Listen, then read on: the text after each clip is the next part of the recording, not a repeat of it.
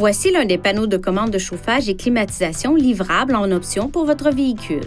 Si votre véhicule est équipé d'un système de chauffage et climatisation différent, consultez votre manuel du conducteur pour obtenir de plus amples renseignements.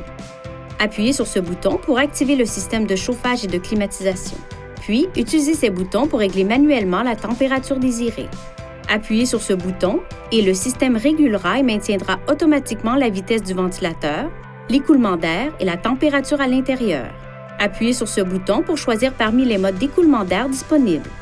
Cette icône indique que l'air proviendra du dégivreur et des diffuseurs d'air au pied. Les flèches indiquent si les bouches d'air centrales et latérales ou les diffuseurs d'air au pied fonctionnent. Appuyez sur ce bouton pour faire recirculer l'air de l'habitacle. Cela augmente l'efficacité de la climatisation et permet de bloquer les odeurs extérieures. Appuyez de nouveau sur le bouton pour aspirer l'air frais extérieur et améliorer le désembuage de votre véhicule. Appuyez sur ce bouton et maintenez-le enfoncé et un témoin clignotera 2 fois pour indiquer que le mode de recirculation de l'air est réglé sur automatique. En mode d'admission d'air automatique, ce témoin s'affichera uniquement lors de la recirculation de l'air à l'intérieur de votre véhicule. Appuyez sur ce bouton pour activer ou éteindre manuellement la climatisation.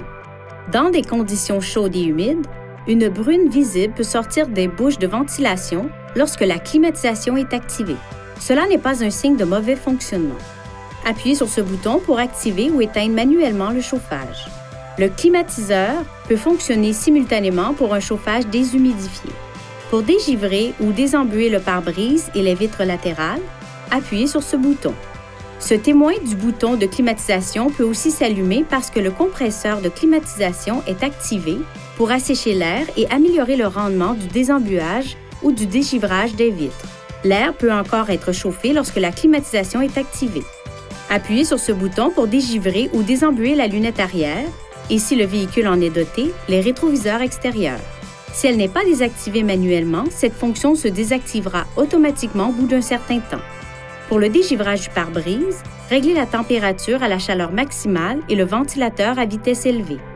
Des capteurs de température situés sur le tableau de bord inférieur et sur le dessus du tableau de bord près du pare-brise aident à réguler les réglages de climatisation automatique.